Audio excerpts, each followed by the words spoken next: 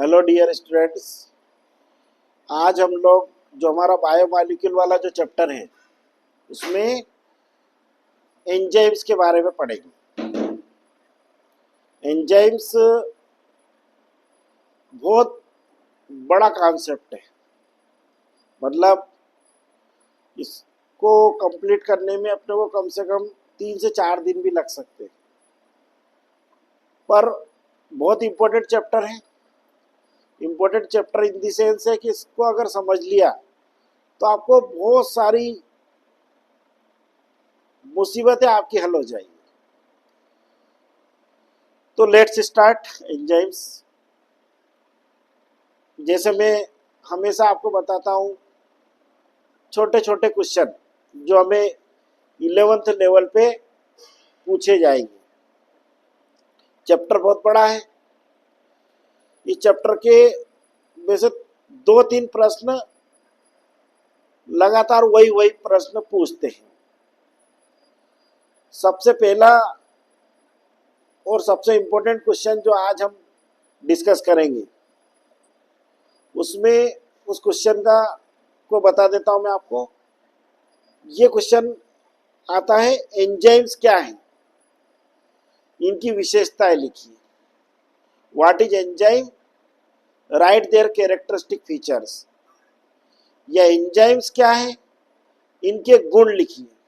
What is enzyme, right their properties. बहुत important question है ये, 3 या 4 नंबर में आता है। तो सबसे पहले तो आपको हम बता दें कि एंजाइम वास्तव में क्या होते हैं। एंजाइम जो शब्द है वो कोहने एक साइंटिस्ट थे, उन्होंने सबसे पहले ये वर्ड एंजाइम वर्ड दिया था। और एंजाइम को इस टाइप से डिफाइन किया था कि एंजाइम्स प्रोटीन युक्त जैव उत्प्रेरक होते हैं जो किसी जैव रासायनिक अभिक्रिया की दर को बढ़ा देते हैं और अंत में स्वयं अपरिवर्तित रहते हैं। Enzymes are biocatalyst which can accelerate the rate of any biochemical reaction and remain unstained at the end of the reaction।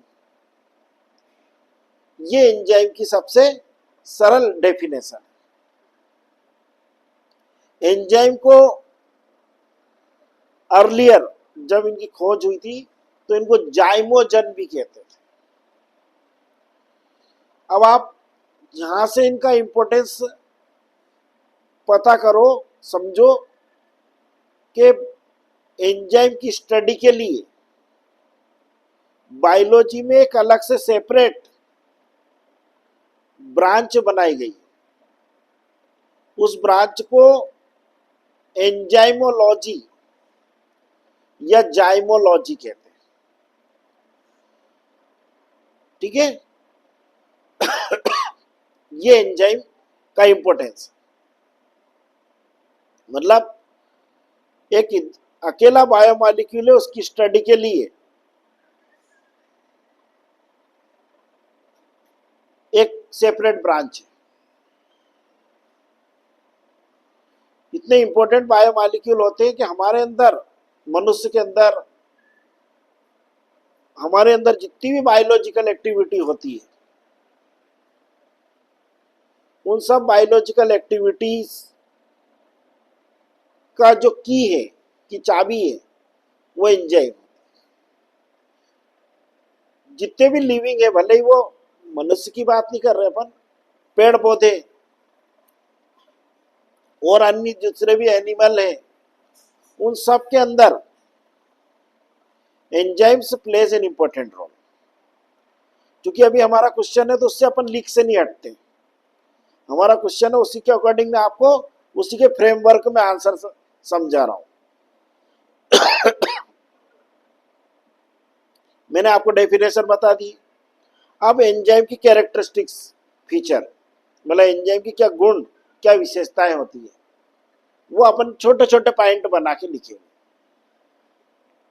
तो सबसे पहला एंजाइम का महत्वपूर्ण विशेषता होती है कि एंजाइम्स प्रोटीन प्रकृति के होते हैं। Enzymes are proteinaceous in nature except one enzyme, एक एंजाइम को छोड़कर। उस एंजाइम का नाम होता है राइबोजाइम। वो एंजाइम प्रोटीन प्रकृति का नहीं होता, प्रोटीन नेचर का नहीं होता। बाकी सारे एंजाइम प्रोटीन नेचर के होते हैं, मतलब प्रोटीन से मिलके बने होते हैं। मैंने जब आपको प्रोटीन पढ़ाया था तब भी मैंने बताया था all enzymes are protein but all proteins are not enzyme. तो एंजाइम का सबसे महत्वपूर्ण गुण क्या हो गया कि एंजाइम प्रोटीन प्रकृति के होते हैं, proteinaceous in nature. Second point, इनका मॉलिक्यूलर वेट हाई होता है, मतलब इनका अणुभार उच्च होता है। They are high molecular weight substances. क्यों होते हैं इनका अणुभार उच्च?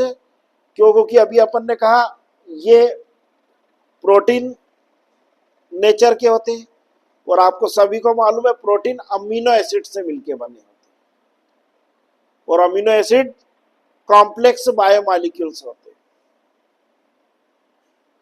इसलिए इनका मॉलिक्यूलर वेट या इनका अणुभार उच्च होता है, molecular weight is high. Third जो इनकी विशेषता है वो विशेषता होती है ये कोलाइडल प्रकृति के होते हैं, कोलाइडल नेचर के होते हैं।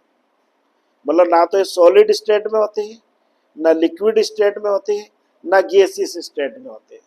ना तो ये ठोस अवस्था में होते हैं, ना ये द्रव अवस्था में होते हैं, ना ये गैस अवस्था में होते हैं। इनका कोलाइडल नेचर होता है। एक्स्ट्रा सेलुलर होते हैं। एक्स्ट्रा सेलुलर मतलब सेल इनको किसी केविटी में, किसी गुहा में, किसी ऑर्गन में इनको रिलीज करती है, और वहां पर ये वर्क करते। कुछ एंजाइम इंट्रासेलुलर भी होते हैं। तो एक्स्ट्रा सेलुलर और इंट्रासेलुलर दोनों टाइप के होते हैं। इसके अलावा जो एंजाइम होते हैं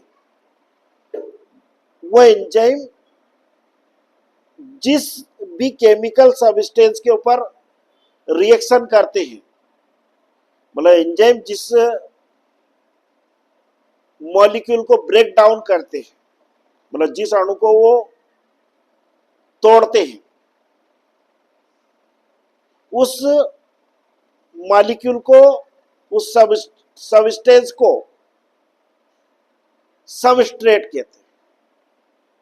तो एंजाइम सबस्ट्रेट विशिष्ट होते हैं। Enzymes are substrate specific. इसको मैं आपको 3 एग्जाम्पल के द्वारा समझाता हूं। जैसे salivary amylase most common enzyme है जो हमारी लार में, हमारी सेलाइवा में प्रेजेंट होता है। ये एंजाइम केवल और केवल स्टार्च पर रिएक्शन करता है, स्टार्च पर अभिक्रिया करता है। उसी प्रकार से आपका पेप्सिन और रेनिन, ये एंजाइम प्रोटीन्स पर अभिक्रिया करते हैं। मतलब ये प्रोटीन्स के मॉलिक्यूल को छोटे मॉलिक्यूल में ब्रेक डाउन करते हैं। और उसके बाद लाइपेज, ये लिपिड्स के ऊपर रिएक्शन करते हैं। मतलब वसा के अणुओं को छोटे छोटे अणुओं में, मतलब लिपिड्स को, फैट्स को फैटी एसिड और ग्लिसरॉल में ब्रेक डाउन करते हैं। मतलब सेलाइवरी एमाइलेज केवल स्टार्च पर रिएक्शन करेगा, पेप्सिन या रेनिन प्रोटीन पर रिएक्शन करेगा, लाइपेज फैट्स या लिपिड्स पर रिएक्शन करेंगे। ऐसा नहीं कि जैसे आप सेलाइवरी एमाइलेज लिपिड्स को ब्रेक डाउन कर देगा, नो, नॉट एट ऑल। इसको बोलते हैं सबस्ट्रेट स्पेसिफिक। इसको हम और एक सरल एग्जांपल से समझते हैं। जैसे हर एक ताले की एक विशिष्ट चाबी होती है, each lock has a specific की। वो ताला उसी चाबी से खुलेगा। ठीक इसी प्रकार से एंजाइम का मॉलिक्यूल यहां पर करता है चाबी, की है वो, और जो ताला है वो सबस्ट्रेट है। मतलब स्टार्च को सेलाइवरी एमाइलेज ही ब्रेक डाउन करेगा। ठीक है, तो सेलाइवरी एमाइलेज हो गया एंजाइम मतलब की, और स्टार्च हो गया आपका सबस्ट्रेट या लॉक। ठीक है, एंजाइम की अगली विशेषता होती है, एंजाइम एक निश्चित पीएच मान पर अभिक्रिया करते हैं। Enzyme act at a specific pH.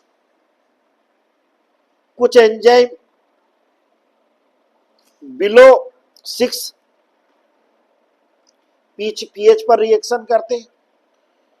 अब वो आपको मालूम है एसिडिक पीएच होता है, अम्लीय पीएच मान होता है। हमारे स्टोमक में, हमारे जो अमाशय होता है, स्टोमक होता है, उसमें जो गैस्ट्रिक जूस होता है, उसमें जितने भी एंजाइम्स होते हैं वो सारे एंजाइम एसिडिक पीएच पर रिएक्शन करते हैं। जैसे पेप्सिन, रेनिन, ठीक है ना, और गैस्ट्रिक लाइपेज, ये तीनों एंजाइम एसिडिक पीएच पर रिएक्शन करते हैं। हमारी मुंह में जो लार होती है उसमें सलाइवरी एमाइलेज एंजाइम होता है, अभी मैंने बताया, वो न्यूट्रल पीएच पर रिएक्शन करता है।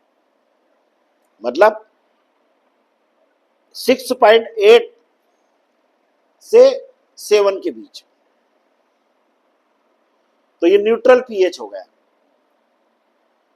मतलब यदि हमारे सलाइवरी एमाइलेज एंजाइम का पीएच इससे कम हो गया या ज्यादा हो गया, या तो 6.8 से ज्यादा हो गया या 6.8 से कम हो गया, तो ये एंजाइम इनएक्टिवेट हो जाएगा, मतलब एंजाइम निष्क्रिय हो जाएगा।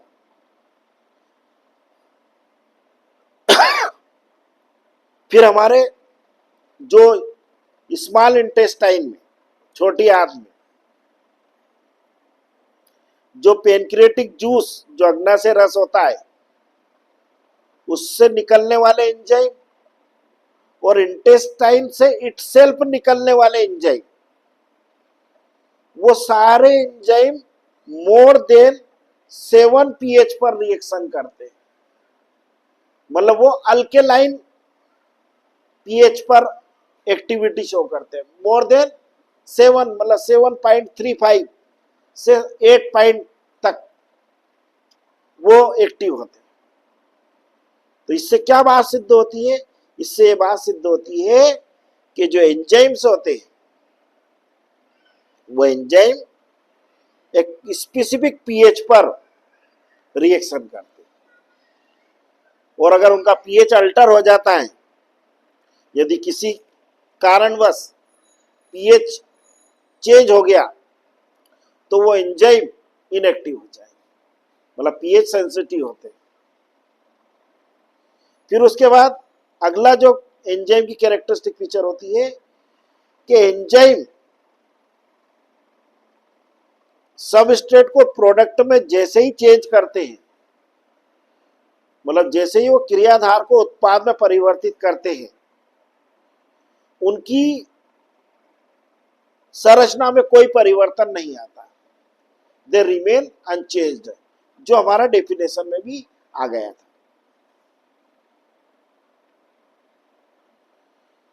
एंजाइम जो एंजाइम रहते हैं, कुछ एंजाइम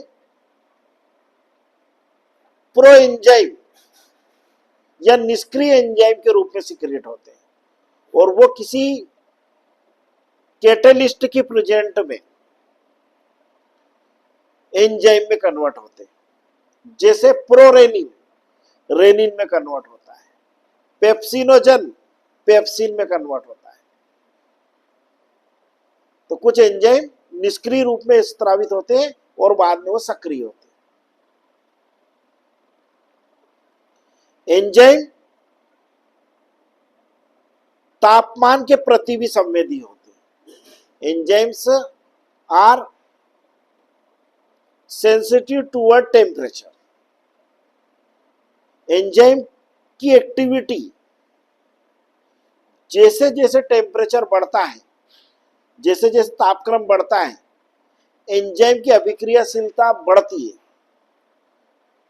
35 डिग्री सेल्सियस से ज्यादा टेम्परेचर जब हो जाता है तो धीरे धीरे एंजाइम की एक्टिविटी कम होने लगती है, और एट द 50 डिग्री सेल्सियस या above 45 degree Celsius enzyme get denature, enzyme निष्क्रिय हो जाते हैं। मतलब एंजाइम एक विशिष्ट तापक्रम पर अभिक्रिया करते हैं और एंजाइम की ऑप्टिमम एक्टिविटी 25 से 35 डिग्री सेल्सियस के बीच में होती है। तो एंजाइम ताप के प्रति भी संवेदनशील होते हैं। ये एंजाइम की कुछ प्रमुख गुण या विशेषताएं थी। ये मैंने आपको बहुत डिटेल से समझा दिया। अब आप लोग को इतना परीक्षा में नहीं लिखना, आप लोग को छोटे छोटे पॉइंट बना के लिखना है। तो वो छोटे छोटे पॉइंट आप लोग कैसे लिखना है, एट ए ग्लांस समझा रहा हूं। पहला पॉइंट हो जाएगा, एंजाइम प्रोटीन प्रकृति के होते हैं। Enzyme proteinaceous in nature. Enzyme colloidal nature के होते हैं, कोलाइडल प्रकृति के होते हैं।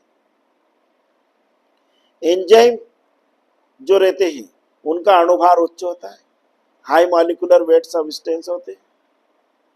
एंजाइम जिस क्रियाकारक पदार्थ पर अभिक्रिया करते हैं उसे हम लोग क्रियाधार या सबस्ट्रेट कहते हैं, और ये क्रियाधार विशिष्ट होते हैं।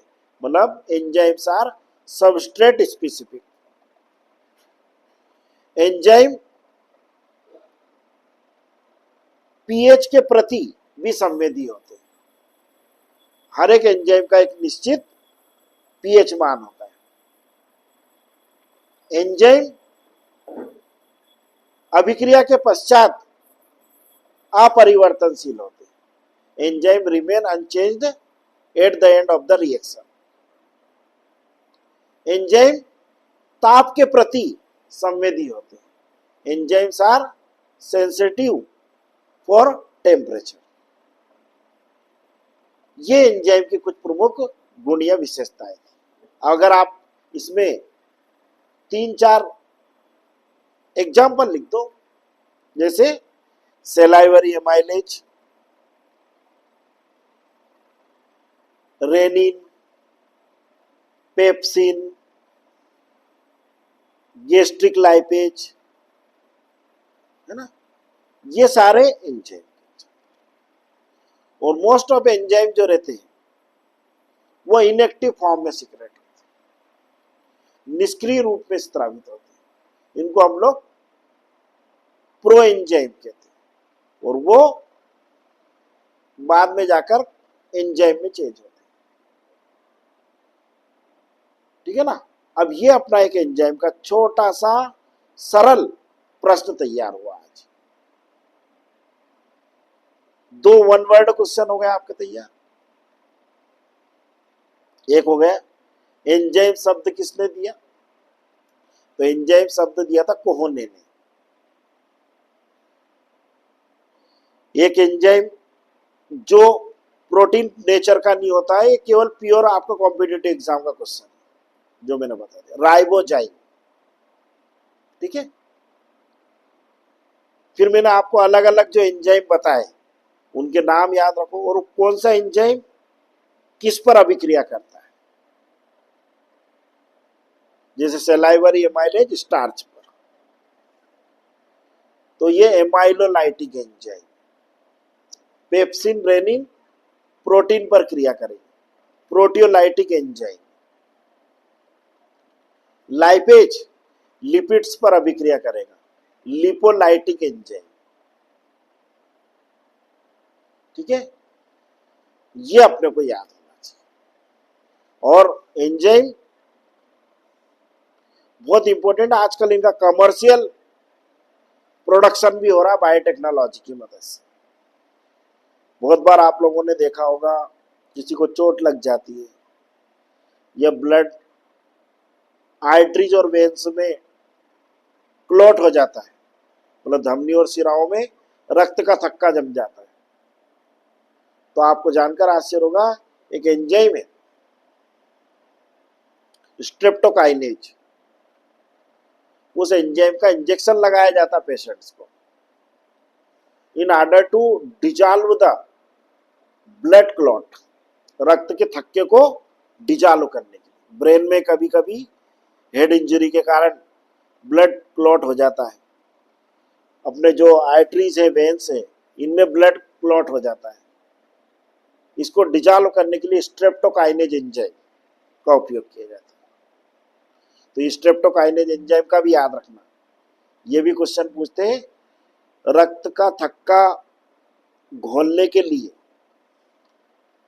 किस एंजाइम का उपयोग किया जाता है, which enzyme is used to dissolve the blood clot.